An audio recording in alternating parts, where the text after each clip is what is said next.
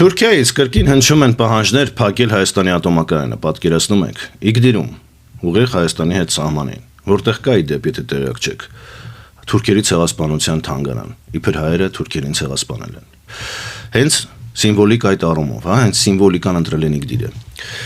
Այդտեղ ինչ-որ էկոակտիվիստներ, էկոլոգիական կազմակերպություններ բողոքում են, որ Հայաստանի ատոմակայանի պատճառով իրենց բնակիչները էկոլոգիական խնդիրների մեջ են, քաղցկեղներ կան, հիվանդություններ կան։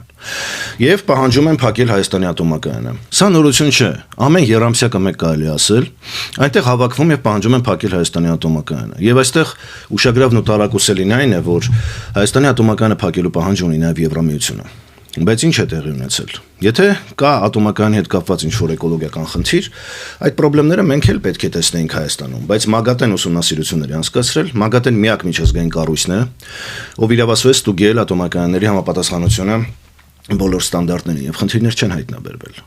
Եվ ռուսական Ռոսատոմի աջակցությամբ ատոմակայանն ինքը ռուսական տեխնոլոգիաներով է եւ ռուսական վառելիքով է աշխատում, այլ կերպ չի կարող աշխատել։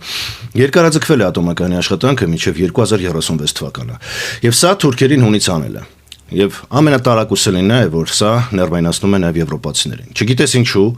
Եվրամիությանը չի անհանգստացնում, որ Թուրքիան նույն Ռուսաստանի աջակցությամբ ցանկանում է ատոմակայան կառուցել, բայց թուրքերի ձեռքը բռնած Հայաստանից պահանջում են փակել ատոմակայանը։ Եվրամիությունը պահանջում է փակել Մեծամորի ատոմակայանը։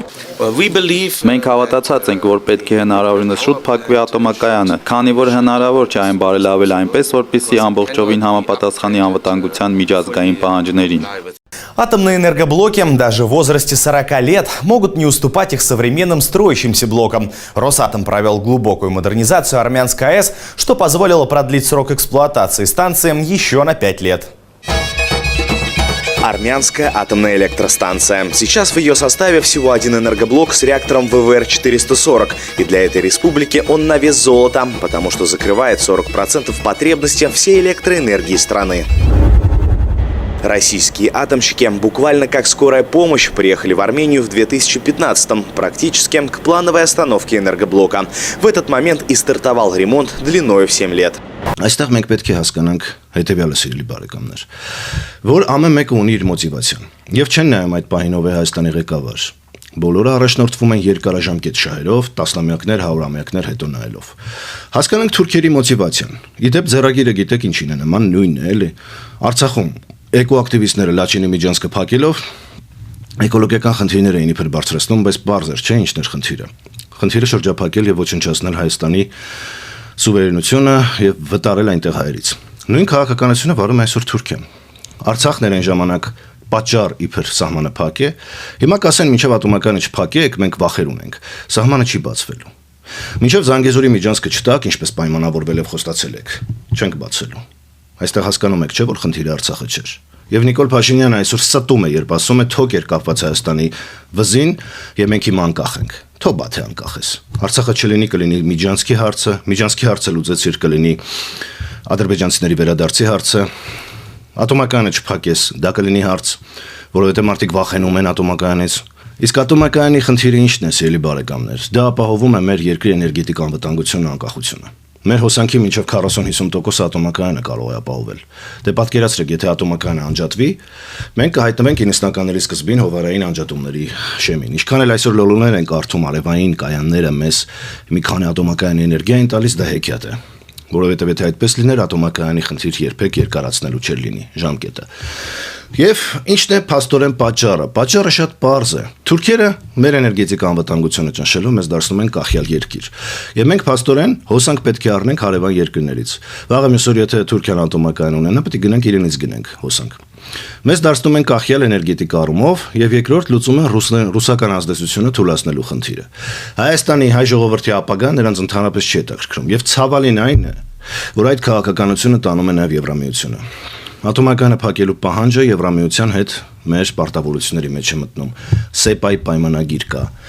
Եվ ընդհանրապես ասոցիացիան համաձայնագիրը եթե մենք ստորագրեինք, մենք պետք է փակեինք։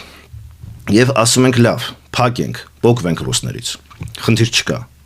Ինչ է առաջարկում դրա դիմաց։ Ոնց է ապահովելու մեր էներգետիկ անվտանգությունը, հոսանքի սեփական աղբյուրները։ Ոչ մի պատասխան։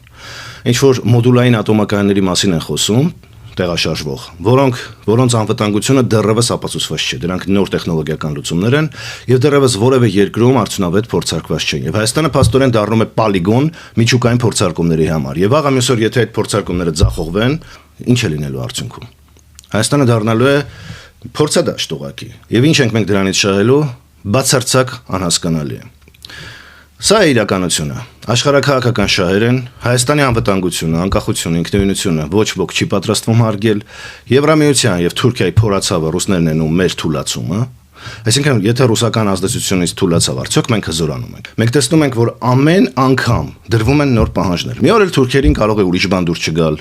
Օրինակ դուր չգալ, որ Երևանը կառուցվել է այդ ձևով։ Պետք է քանդել նորից կառուցել, չգիտեմ։ Մենք տեսնում ենք, չէ՞, որ շրջափակման քաղաքականությունը շարունակվում է։ Մենք տեսնում ենք, որ ադրբեջանական ձեռագրի նման ցանկանում են իրենց համար պատճառ հիմնավորում բերել, թե ինչու չեն բացում սահմանը։ Եվ այս երկակին ստանդարտներն են, որ հիասթափեցնում են, հա։ Ադրբեջանում դիկտատորական իշխանությունը Ադրբեջանի հասցեին ոչ մի թթու խոսք չի ասվում։ Բայց այ Հայաստանի արչև դրել են ատոմակայանը փակելու պահանջ։ Սա ոչ ժողովրդավարություն է, ոչ էլ խաղաղություն է։